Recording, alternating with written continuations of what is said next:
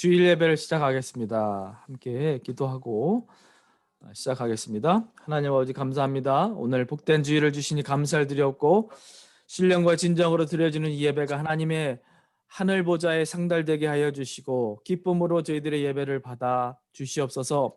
예배하는 모든 심령들 가운데 주님께서 한량없는 은혜로 함께하여 주시사 또 하나님 말씀을 받고 기도하며 또 하나님께 헌신과 결단으로 나아가는 이 시간이 주님 하나님의 기억 가운데 오래오래 남는 귀한 시간이 될 수 있도록 도와주시옵고 주님 시종부터 끝까지 주님께서 함께하여 주시기를 간구드리며 예수님의 이름으로 기도드립니다.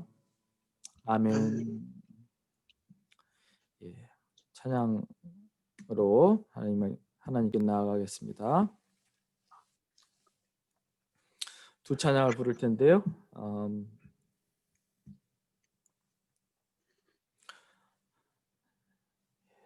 첫 번째 찬양이 잘 모르실 수도 있는데 우리 가사를 고백하면서 하나님께 나아가겠습니다. 이 땅에 내 삶이 비록 버겁더라도 주님의 선하신 나 믿으며 가리 이 작은 자통에 주가 이뤄가시니 감사로 사는 삶 나 살기 원하네. 내 삶의 시간 속에 주 일하시네. 내 모든 여정 속에 함께 하시네. 깊고도 크신 주의 영광을 나보리라. 위대하신 주 나의 속한 자 되어 주의 나라 위해 전심으로 살리라. 주의 마음에 합한 자 되어 맡기신 소명 이루리. 다시 한번 부르겠습니다. 이 땅에 내 삶이 비록 버겁더라도 주님의 선하신 나 믿으며 가리. 이 작은 자통에 주가 이뤄가시니 감사로 사는 삶 나 살기 원하네. 내 삶의 시간 속에 주 일하시네. 내 모든 여정 속에 함께 하시네. 깊고도 크신 주의 영광을 나보리라. 위대하신 주 나는 주님께 속한 자 되어 주의 나라 위해 전심으로 살리라. 주의 마음에 합한 자 되어 맡기신 소명 이루리. 나는 주님께 속한 자 되어 주의 나라 위해 전심으로 살리라. 주의 마음에 합한 자 되어 맡기신 소명 이루리. 기쁘고 기쁘도다 항상 기쁘도다 나 주께 왔사오니 복 주옵소서. 기쁘고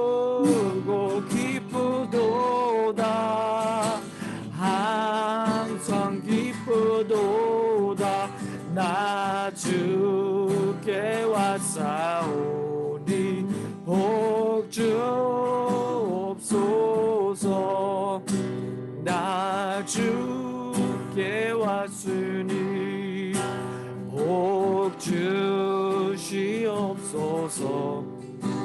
주 함께 계시면 큰 시험이긴 해. 기쁘고 기쁘도다 항상 기쁘도다 나 주께 왔사오니 복 주옵소서. 그 귀한 언약을 이루어 주시고 주 명령 따를 때 늘 계시옵소서. 기쁘고 기쁘도다 항상 기쁘도다 나 주께 왔사오니 복 주옵소서. 기쁘고 기쁘도다 항상 기쁘도다 나 주께 왔사오니 복 주옵소서. 지금 이 시간 박영철 장로님 기도 인도해 주시겠습니다. 전능하신 여호와 하나님, 지금 코로나 바이러스 때문에 이렇게라도 예배를 드릴 수 있어서 감사를 드립니다. 저희들에게 건강하게 지낼 수 있어서 감사를 드립니다. 지금 코로나 전염병에 걸려 죽어가고 있습니다.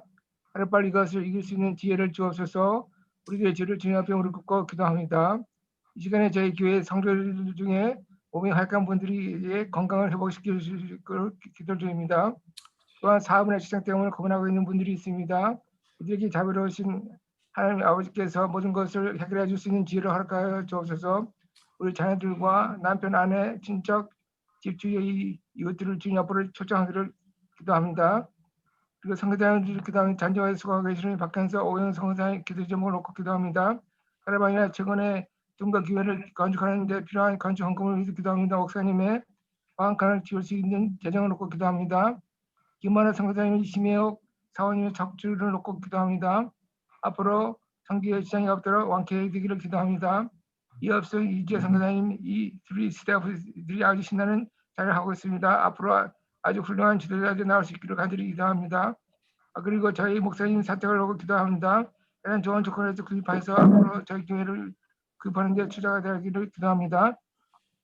오늘 말씀을 전하신 이한주 목사님께 성령 하나님께서 그 말씀을 통해서 이루어질 것을 놓고 기도합니다. 이 모든 말씀 우리 주 예수 그리스도의 이름으로 간절히 기도 올려드렸습니다. 아멘.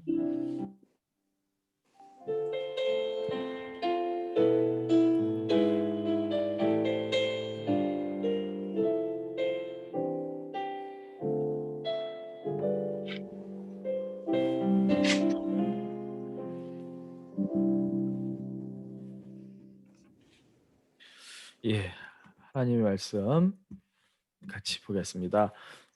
오늘 저희들에게 주시는 하나님의 말씀은 요한복음 2장 13절부터 21절까지의 말씀입니다.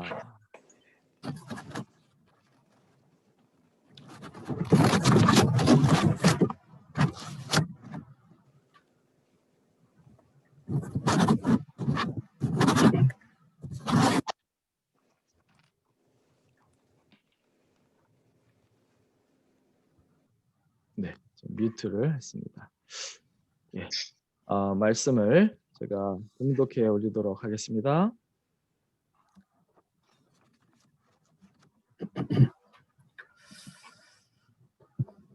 예, 마이크를 다 꺼주시고요. 유대인의 유월절이 가까운지라 예수께서 예루살렘으로 올라가셨더니 성전 안에서 소와 양과 비둘기 파는 사람들과 돈 바꾸는 사람들이 앉아 있는 것을 보시고 노끈으로 채찍을 만드사 양이나 소를 다 성전에서 내쫓으시고 돈 바꾸는 사람들의 돈을 쏟으시며 상을 엎으시고 비둘기 파는 사람들에게 이르시되 이것을 여기서 가져가라. 내 아버지의 집으로 장사하는 집을 만들지 말라 하시니 제자들이 성경 말씀에 주의 전을 사모하는 열심히 나를 삼키리라 한 것을 기억하더라.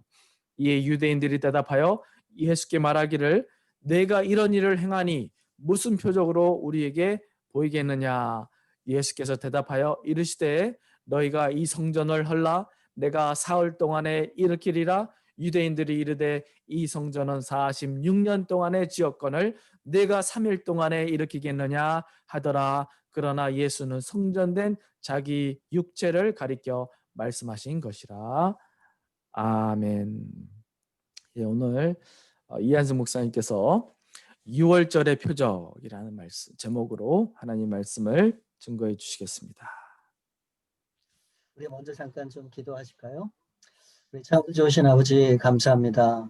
이 아름다운 주일에 우리 하나님 한 분 바라보며 마음을 다해서 전심으로 예배하기 원합니다. 하나님 부족한 모습 감춰주시고 온전히 입술을 주장해 주셔서 우리 하나님의 귀한 말씀을 함께 나누며 다시 한번 말씀을 붙잡고 나아가는 저희들 될 수 있기를 간절히 바라고 원하올 때 우리 거룩하신 주 예수 그리스도의 이름으로 기도 올려옵나이다. 아멘. 여러분 우리는 지금 코로나 시대를 살고 있죠. 그러다 보니까 참 어려운 부분들이 많은데 우리 신앙생활에 있어서 가장 어려운 부분을 뽑으라면 아마도 예전의 모습으로 돌아갈 수 없다라고 하는 겁니다. 예전의 모습 참 생각해 보면 기억나는 일들이 참 많은데 저는 제가 아직도 처음에 신앙생활했던 교회를 잊지 못합니다. 그때는 주로 청년들이 모아진 그런 개척교회였었는데 참 가난한 교회였습니다. 그래서 이 조그마한 스페니시 교회를 빌렸었는데 바로 그 옆에는 술집이 있었어요. 그래서 우리 젊은 이 열정 있는 청년들이 매일 모여서 기도하기를 정말 이 술집에 오가는 사람들이 다 예수님을 믿고 구원 얻기를 기도한 것이 아니라 하루속히 이 술집이 문을 닫고 다른 곳으로 나갔으면 이제 그렇게 기도를 했었던 기억이 있습니다. 근데 나중에 저희가 교회를 옮긴 다음에 나중에 결국은 이 술집이 문을 닫은 것을 확인할 기회가 있었죠.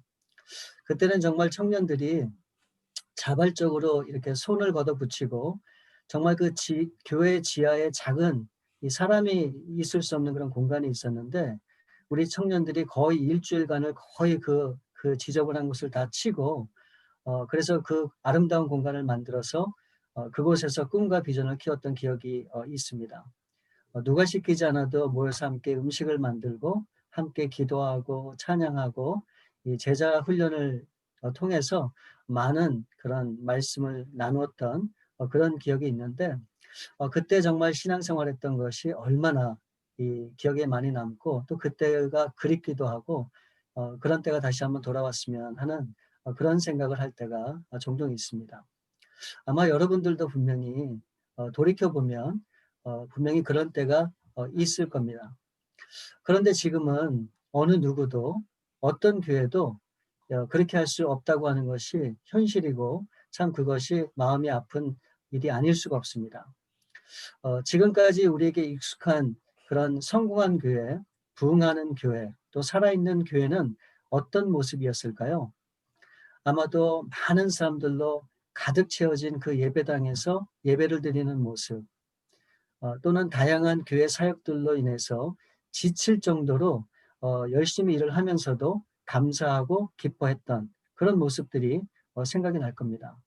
또한 파킹장에는 차를 댈 곳이 없어서 늘 불편해하고 모임을 해야 되는데 너무 많은 사람들로 모임할 장소가 없어서 고민했던 아마 그런 기억도 분명히 있으실 겁니다. 그런데 이런 일들이 그때는 생각해 보면 힘들고 어렵다 그렇게 기억이 되는데 지금은 그렇게도 할 수 없다고 하는 것이죠. 만일 예전에 이런 모습들이 우리가 정의하는 교회가 교회의 성장이고 이것이 교회의 부흥이었다고 한다면 지금 우리의 교회 모습을 뭐라고 설명할 수 있겠습니까? 정체되어 있다고 말할 수 있겠습니까? 아니면 침체되어 있다고 말할 수 있을까요? 만일 그렇다면 오늘날의 교회는 이러한 코로나 세상에 어떤 희망과 소망의 메시지를 이 세상 가운데 전할 수 있을까요? 아니, 어떻게 세상에 하나님의 빛을 비추고 복음의 사명을 감당하고 이 하나님의 뜻을 이 땅 가운데 이뤄갈 수 있을까요? 과연 우리는 무엇으로 이 세상을 변화시킬 수 있겠습니까? 사람들은 종종 얘기를 하죠. 우리는 힘을 길러야 한다. 그래야 우리가 영향력을 발휘할 수 있다. 그렇게 말을 합니다. 그래서 더욱 적극적으로 정치와 사회에 참여해서 우리 나름대로 옳고 그름을 판단해서 이 사회 전반에 기독교적 영향력을 끼쳐야 된다. 그래서 기독정당을 만들자라고 하는 그런 사람들이 있기도 합니다. 또는 이 기독교 기업인들을 많이 양성해서 그런 그 힘을 모아 이 사회 전반의 변화를 일으켜야 된다라고 하는 분들도 있습니다. 뿐만 아니라 이 기독교인들이 숨어 있지만 말고 목소리를 높이고 이 기독교의 파워를 보여주기 위해서 모이자는 겁니다. 그래서 최소한 100만 명 정도가 모인다면 이 세상은 우리 기독교인들을 절대 무시할 수 없을 것이다. 그런 논리를 펴는 사람들도 있습니다. 또는 정말 큰 교회를 만들어서 큰 일을 감당해야 한다라고 그렇게 말하는 사람들도 분명히 있습니다. 여러분, 우리 기독교의 진정한 힘과 능력이 이와 같은 일을 감당할 때 나오는 걸까요? 우리가 끊임없이 외치고 또 모이고 또 우리가 부르짖기만 하면 이 기독교의 파워가 나오는 겁니까? 우리가 정말 그렇게 한다면 이 세상이 변화되고 하나님의 뜻이 이 땅 가운데 이루어지게 될까요? 저는 오늘 말씀 속에서 그 해답을 찾기를 원합니다. 오늘 이 말씀을 통해서 제가 함께 나누고 싶은 것은 과연 우리 기독교의 본질이 무엇이고 또 우리 성도들이 추구하는 본질이 무엇이고 또 과연 우리 교회가 이 땅에 존재하는 이유 또 우리 성도가 존재하는 이유 과연 우리는 무엇으로 이 세상에 승부수를 던져야 되는가에 대해서 우리가 그 본질적인 것을 한번 생각해 보길 원하는 겁니다. 오늘 본문 말씀을 보시게 되면 예수님께서 성전을 깨끗하게 하신 그런 사건이 나옵니다. 이 말씀은 공간복음인 마태, 마가, 누가복음에도 동일시 기록이 되어 있죠. 그런데 이 일이 언제 일어났는가를 보게 되면 오늘 13절 말씀에 유대인의 유월절이 가까운지라. 그러니까 예수님께서 성전을 깨끗게 하신 일이 이 유월절과 연관이 있다라고 하는 것을 우리가 생각해 볼 수 있는 것이죠. 이 유월절은 77절 또는 오순절 그리고 초막절과 함께 이스라엘의 3대 절기로 이 성전에 올라가는 절기로 이 유대인이라면 반드시 지켜야 되는 절기입니다. 이제 유월절을 앞두고 있는 이 시점에 예수님께서는 십자가를 지시기 전에 이 호산나 다윗의 자손으로 찬송을 받으시며 이 나귀를 타고 예루살렘에 입성하시죠. 그러고 나오셔서 베다니에서 하룻밤 주무시고 그 다음날 월요일에 이제 다시금 성전에 들어가는 장면이 오늘 본문의 내용입니다. 이제 며칠 있으면 예수님께서 십자가에서 유월절에 어린 양으로 자기 자신을 드려야 되는 그런 상황이 다가오고 있는 것이죠. 반면에 흩어졌던 수많은 유대인들은 이 유월절을 지키기 위해서 예루살렘으로 모이고 있는 겁니다. 백성들은 매년 해온 대로 예전과 같이 이 절기를 지키기 위해서 예루살렘에 모이고 있었지만 3년 동안 예수님이 가르치고 말씀하신 이 유월절의 진정한 의미를 아는 사람들은 아무도 없었다고 하는 겁니다. 여러분, 유월절이 어떤 절기입니까? 유월절은 영어로 Passover, 그러니까 지나갔다, 넘어갔다라고 하는 그런 의미가 있죠. 기원전 1500년경에 하나님께서 모세를 부르십니다. 그리고 애굽에서 430년간 노예 생활을 하고 있는 이 이스라엘 백성들을 하나님이 적과 꿀이 흐르는 약속의 땅으로 이제 불러내기 위해서 이 모세가 바로를 찾아갑니다. 그래서 내 백성을 나가게 해달라. 그랬더니 이 바로가 흠쩍도 하지 않죠. 그래서 결국 이 모세가 9가지 재앙을 내렸음에도 불구하고 전혀 요동이 없는 거예요. 그래서 이제 모세가 마지막 10번째 재앙을 내리게 되는데, 애굽의 모든 처음 난 것은 장자로부터 가축에 이르기까지 모든 것들이 다 죽게 되는 그런 재앙인 것이죠. 그런데 하나님께서는 이 재앙 가운데 이스라엘 백성들을 이 재앙에서 살릴 수 있는 길을 알려주십니다. 그 자세한 내용이 바로 출애굽기 12장 말씀에 나오죠. 먼저 어린 양을 잡고 그 어린 양의 피를 문설주와 인방에 바르고 그 어린 양의 고기를 구워서 먹으면 된다는 겁니다. 그러면 이제 이 하나님의 이 심판의 천사가 온 애굽 땅을 지나갈 때 그 피가 있는 집은 넘어가게 되고, 그 피가 없는 집은 하나님이 그 천사를 통해서 심판을 하시겠다라고 하는 그런 메시지죠. 성경은 이 어린 양에 대해서 자세한 조건을 제시합니다. 바로 그게 출애굽기 12장 5절 말씀에 나와 있죠. 너희 어린 양은 흠없고 1년 된 수컷으로 하되 양이나 염소 중에서 취하고. 그러니까 이 어린 양의 조건은 이 세 가지를 말씀하고 있어요. 흠이 없어야 되고 1년 돼야 되고 수컷이어야 한다는 거예요. 여러분이 흠이 없는 어린 양을 어떻게 구분합니까? 그걸 지켜봐야죠. 오랫동안 봐야죠. 그래서 이 성경 말씀에 보면 출애굽기 12장에 그 어린 양을 정월 10일에 취해서 4일 동안, 그러니까 14일까지 그 어린 양을 간직하라고 말씀합니다. 그래서 흠이 없는지 있는지를 확인하는 것이죠. 그리고 두 번째는 뭡니까? 1년 된 어린 양이라고 했어요. 1년 된 어린 양은 이 사람의 나이로 따지면 한 30세 정도의 나이라고 그렇게 얘기를 합니다. 그리고 수컷이라고 얘기를 해요. 그러니까 이 모든 것들을 종합해 보면 이 어린 양은 누구를 얘기하는 겁니까? 유월절 희생양으로 십자가에서 죽게 되실 예수 그리스도를 미리 우리 가운데 보여주신 거예요. 이제 예수님께서 그 유월절에 어린 양으로 이제 하나님의 온전한 뜻을 이루기 위해서 성전에 들어가십니다. 그리고 예수님이 이 성전을 보실 때 놀라게 돼요. 이것은 도저히 성전이라고 말할 수 없는 강도의 소굴이 되어 있던 겁니다. 만민이 기도하는 집이 아니라, 하나님과 교통하는 자리가 아니라, 하나님 앞에 깨끗함을 받는 자리가 아니라, 하나님 앞에 헌신하는 자리가 아니라 완전히 강도의 소굴이 된 그 모습을 예수님이 보시게 된 거예요. 그래서 예수님께서 상을 얻고 채찍을 들 수밖에 없었던 것입니다.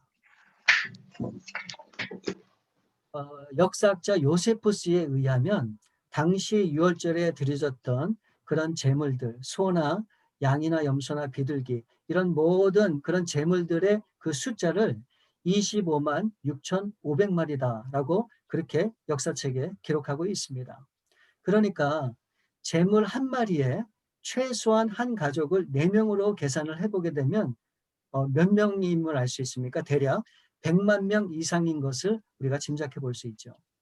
그러니까 당시 이 예루살렘에 거주했던 사람들을 50만 명으로 추정을 해보면 곳곳에 흩어졌던 유대인들이 최소한 50만 명이 이 유월절을 지키기 위해서 이 예루살렘으로 찾은 겁니다. 그러니까 한번 상상을 해보세요. 이 예루살렘 주변, 감람산 주변, 이 모든 빈 공간에는 수많은 사람들이 텐트를 치고 거기에 거하면서 이 유월절을 지키기 위해서 그렇게 머물고 있는 것을 볼 수 있는 것이죠. 여러분, 말이 25만 마리의 그런 동물이지만 그 모든 동물들이 다 죽임을 당해서 피가 온 곳에 다 죽었다고 하면 그 피 냄새가 얼마나 진동을 했겠습니까? 여러분, 멀리 있었던 이 유대인들은 이 하나님 앞에 이 유월절을 지키기 위해서 예물을 들고 왔는데 온전한 예물을 드릴 수 없기 때문에 이 성전 주변에서 매매를 할 수밖에 없었던 겁니다.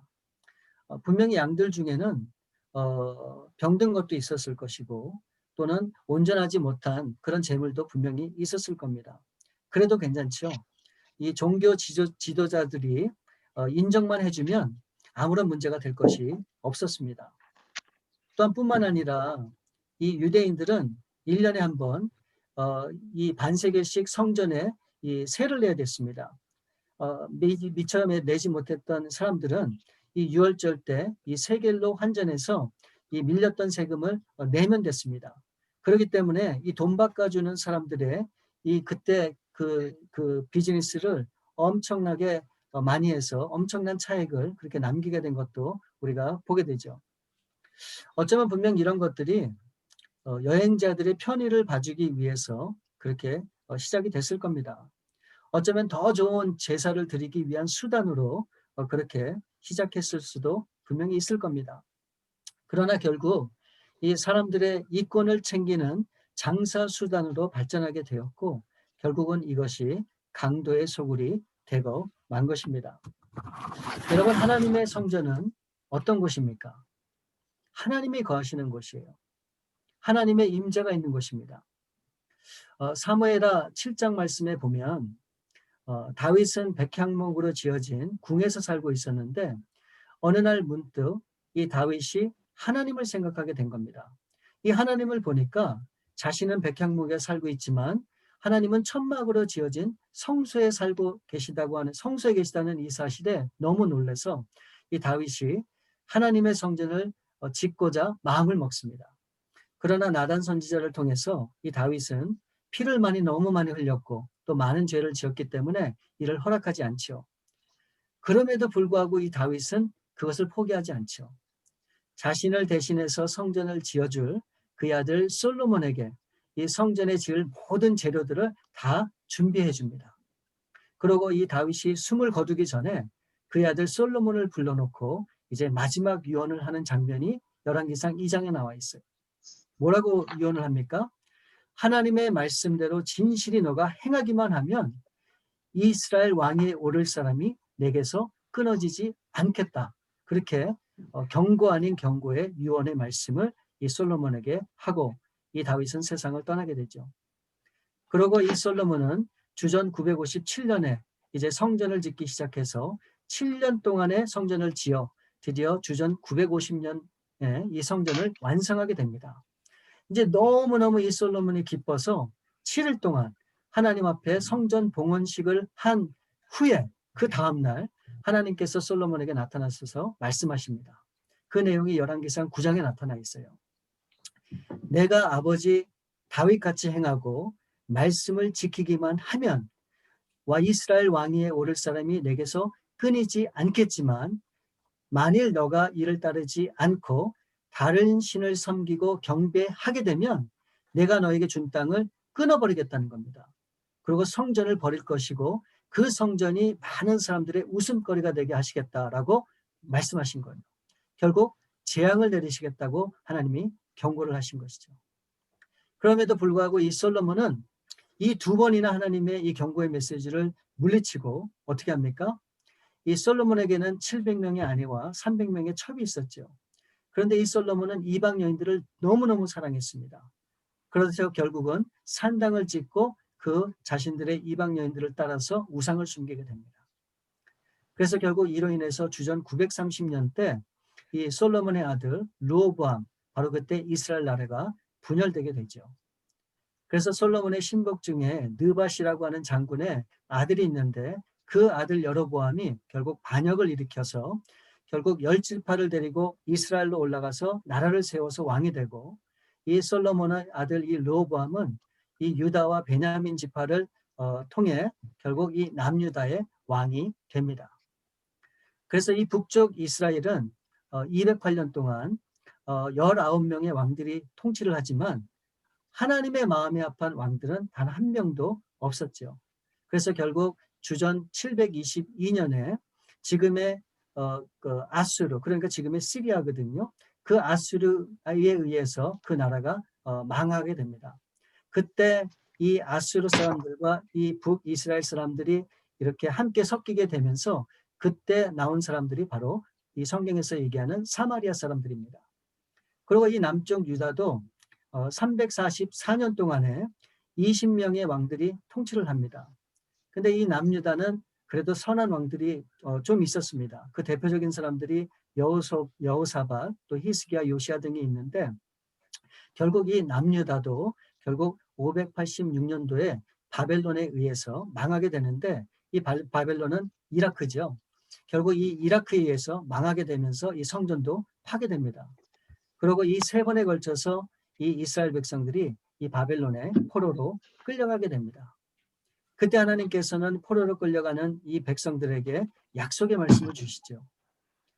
비록 70년 동안은 이 바벨론에서 포로 생활을 하겠지만 반드시 돌아올 것이고 다시금 파괴된 성전을 회복할 것이라는 그런 약속을 이 백성들에게 주십니다.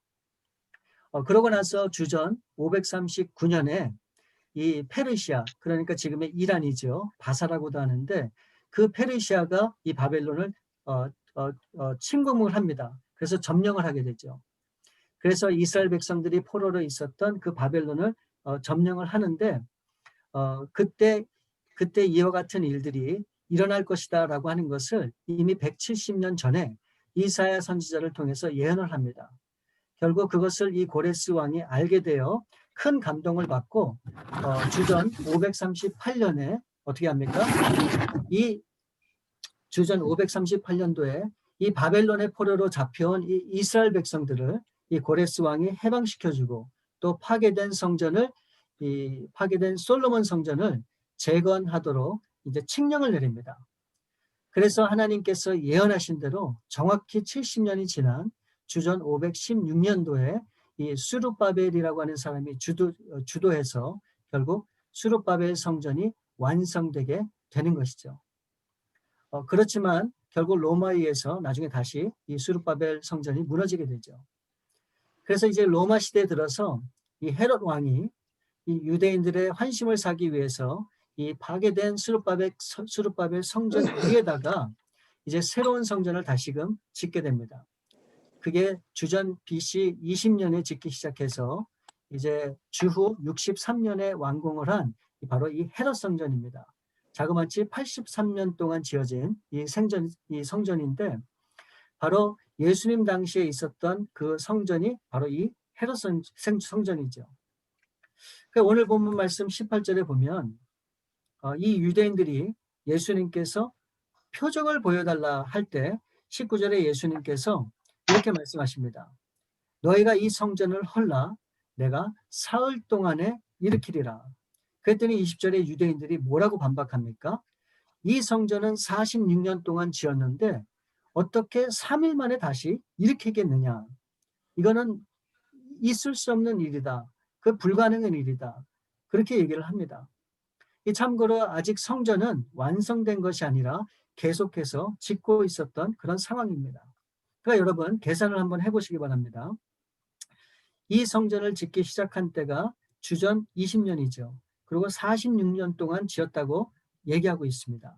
그러니까 주전 20년 플러스 주후 26년을 합하면 46년이 되죠.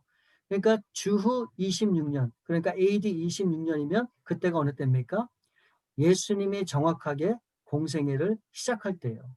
왜요? 예수님은 BC 4년경에 태어나셨으니까 AD 26년이면 예수님이 30세 되는 때입니다. 그럼 여러분 이런 질문이 생기죠. 이 성전을 짓기 이제 오늘 본문은 예수님께서 십자가에 죽으시기 위해서 예루살렘에 들어가시는 장면입니다. 그런데 어떻게 공생애를 시작하는 날짜와 겹칠 수 있는가? 바로 이게 요한복음입니다. 그래서 이 요한복음은 다른 공관복음과 조금 다르다고 하는 것을 우리가 좀 이해를 해야 됩니다. 그리고 이 성전을 헐라, 그럼 내가 다시 짓겠다라고 하는 이 말씀은 요한복음에만 기록되어 있는 그런 말씀입니다.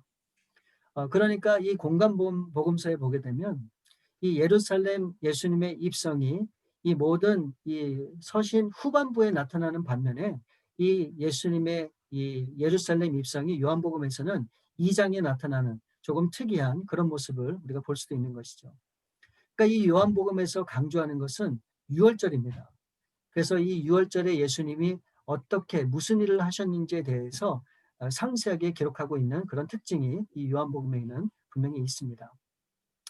유대인들이 예수님께 내가 어떻게 3일 만에 성전을 다시 일으키겠느냐. 이건 말이 안 된다.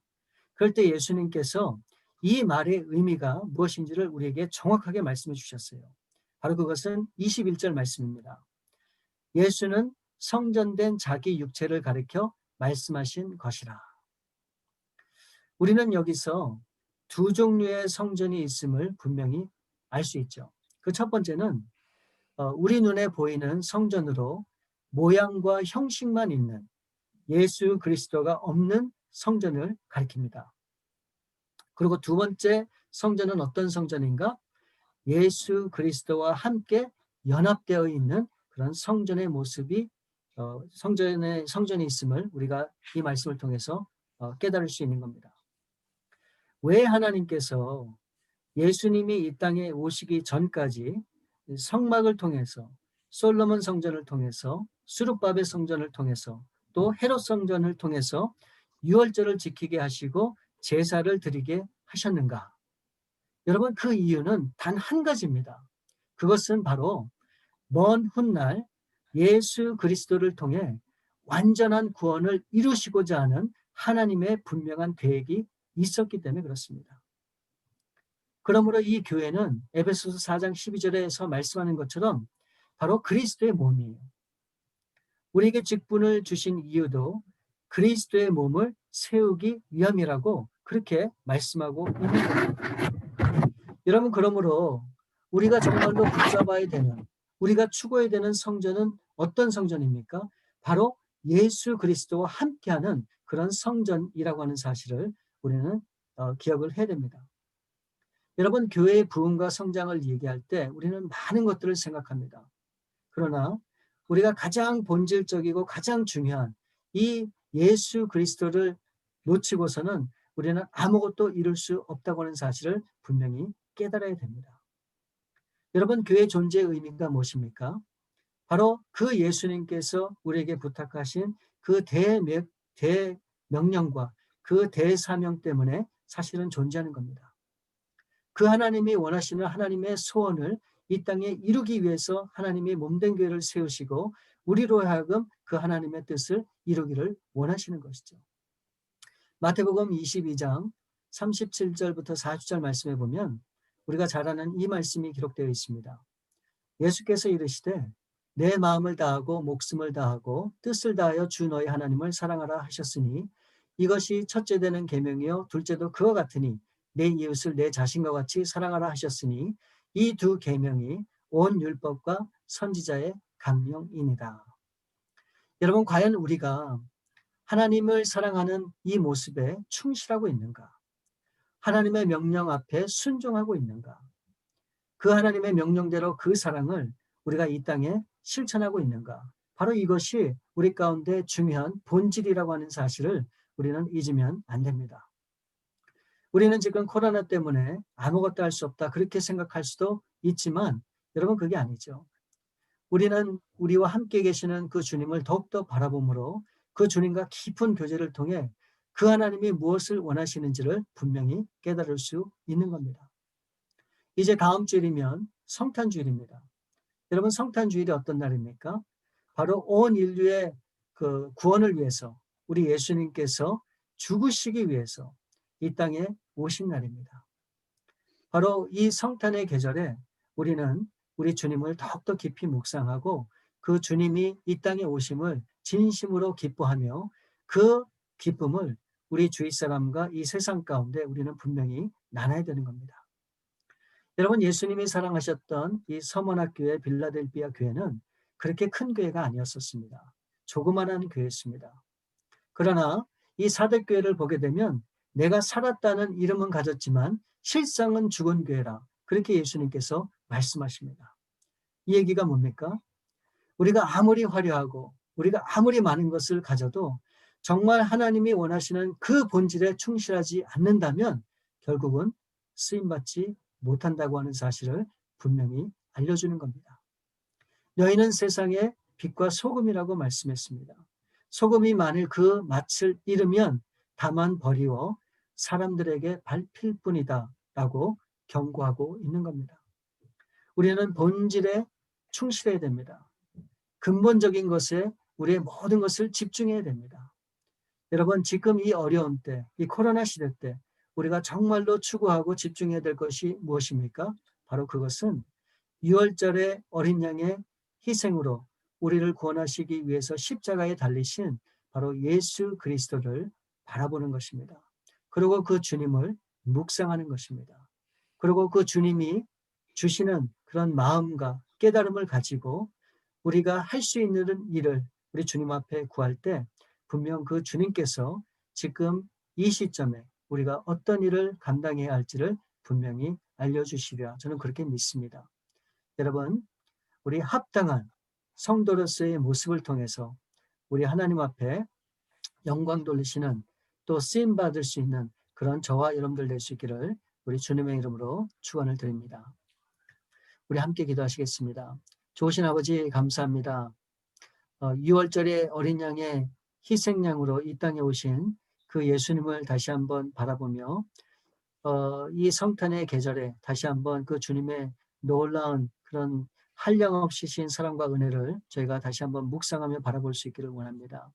아버지 하나님, 정말 사람들은 힘들어하고 참으로 고통스러워하고 어려워하는 이때 정말 참 소망과 기쁨이 되기 위해서 이 땅에 오신 그 놀라운 주님의 사랑을 증거하고 전하고 또 그 사랑을 깊이 묵상하는 우리 모든 성도님들 될 수 있게 도와주셔서 정말 하나님이 우리를 부르신 그 부르심이 무엇인지를 분명히 깨달아 하나님 앞에 이제 쓰임받기를 다짐하고 결단하여 앞으로 나아가는 우리 귀한 성도님들 될 수 있도록 우리 주님 함께하여 주시옵소서.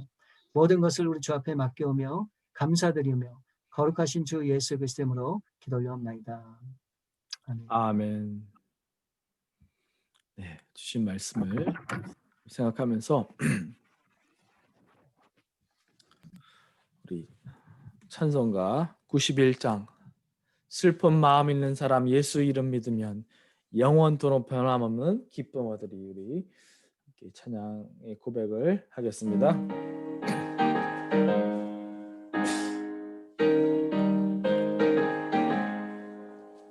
슬픈 마음 있는 사람 예수 이름 믿으면 영원토록 변함없는 기쁜 마음 얻으리. 예수의 이름은 세상의 소망이요 예수의 이름은 전국의 기쁨일세. 거룩하신 주의 이름 너의 방패 삼으라. 환난 시험 당할 때에 주께 기도드려라. 예수의 이름은 세상의 소망이요 예수의 이름은 전국의 기쁨일세. 존귀하신 주의 이름 우리 기쁨 되도다. 주의 품에 안길 때에 기뻐 찬송 부르리. 예수의 이름은 세상의 소망이요 예수의 이름은 전국의 기쁨일세. 우리 보좌 앞에 나아가 왕의 왕께 경배하며 면류관을 들으리.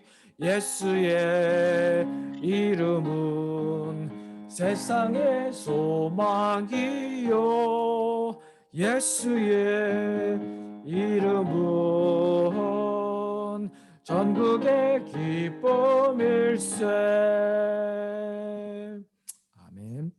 함께 기도하겠습니다. 하나님 아버지 감사합니다.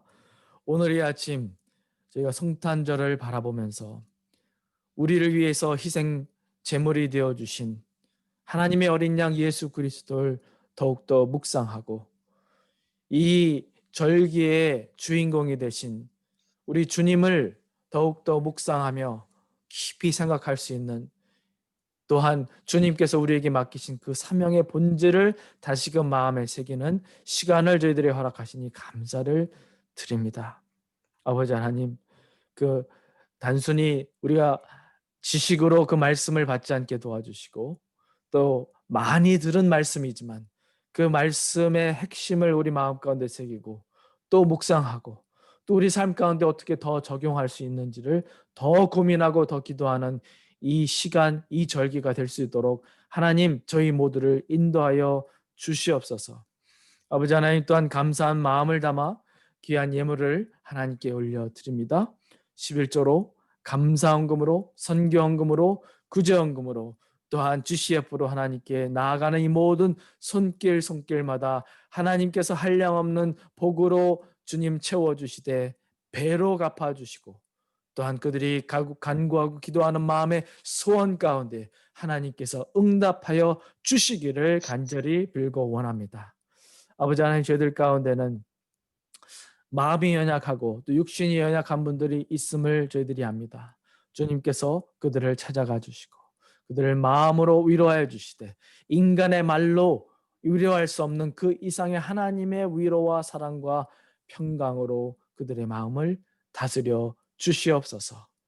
또 코로나로 인하여서 더욱더 악화되어가는 세계와 또 미국과 한국과 또 경제와 모든 상황들이 우리를 위축하지 않도록 주님께서 하나님 진히 붙잡아 주시고 우리를 다시금 새롭게 하여 주시며 우리가 성령의 충만함 가운데 더욱더 강건할 수 있도록 주님께서 진히 이끌어 주시옵소서.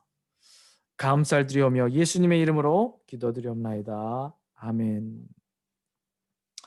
교회 광고 몇 가지 나누도록 하겠습니다. 오늘 예배 함께 하신 여러분들 주님의 이름으로 축복합니다.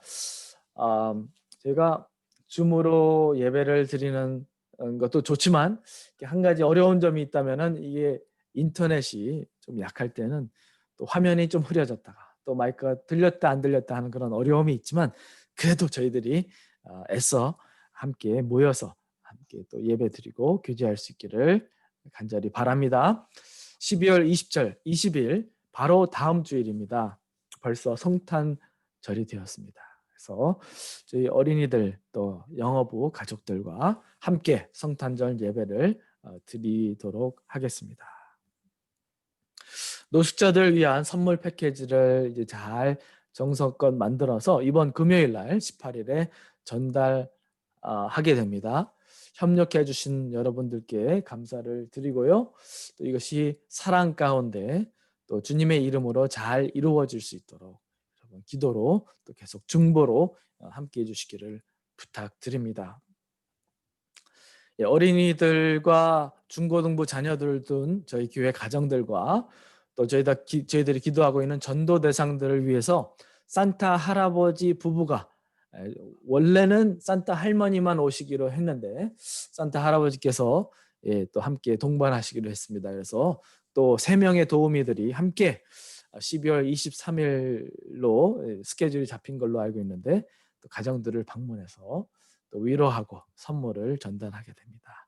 그냥 재미로 하는 것 같지만 이런 것들을 통해서, 이런 것들이 사실 오래 기억 남잖아요. 그죠? 이런 것들을 통해서 예수님의 사랑과 또 복음이 이 성탄절기에 또 마음 가운데 심겨질 수 있도록 기도해 주시기를 부탁드립니다. 12월 25일 성탄절 그때 금요일인 걸로 알고 있거든요. 오전 11시에 산호제 지역연합회 주최로 온라인 성탄 예배를 드리게 됩니다.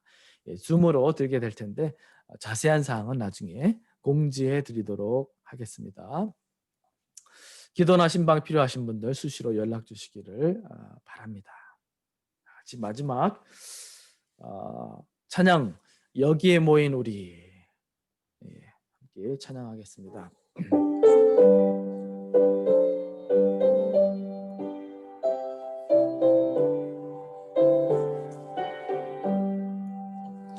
여기에 모인 우리 주의 은총 받은 자여라.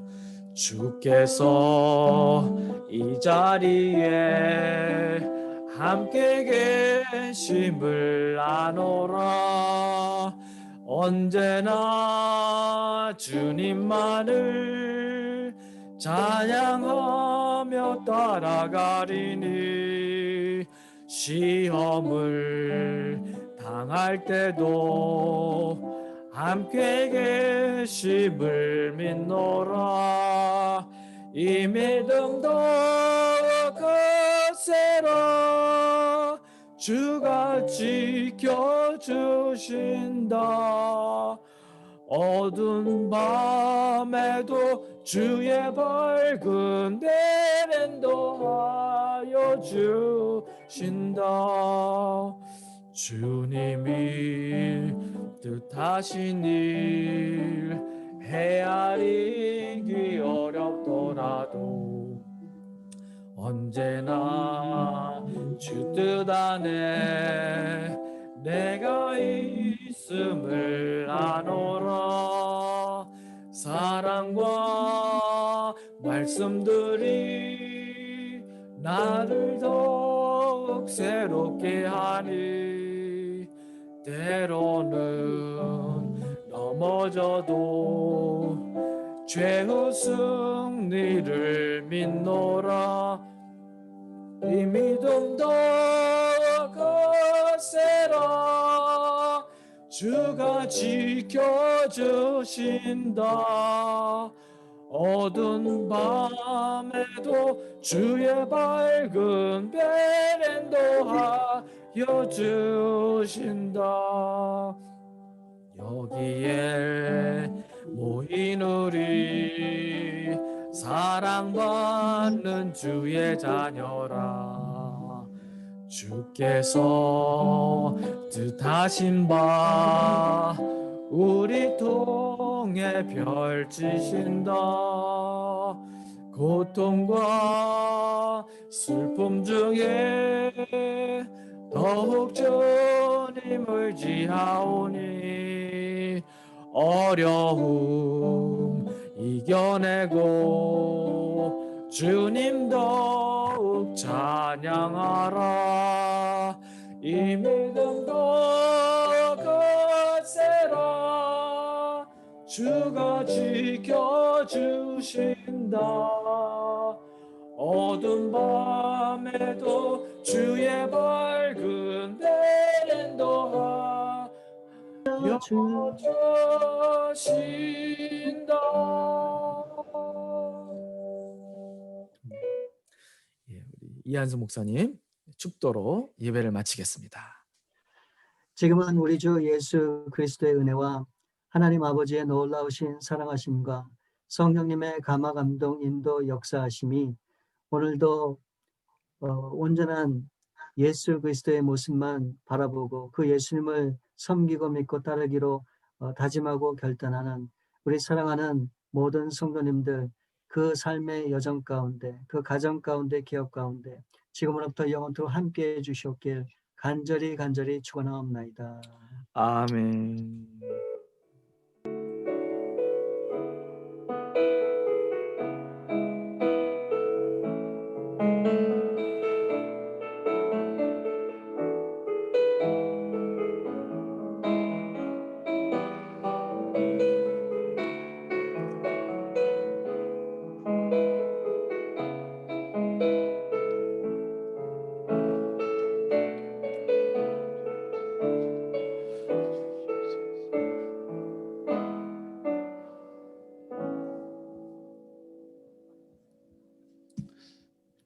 네, 예배를 마쳤습니다.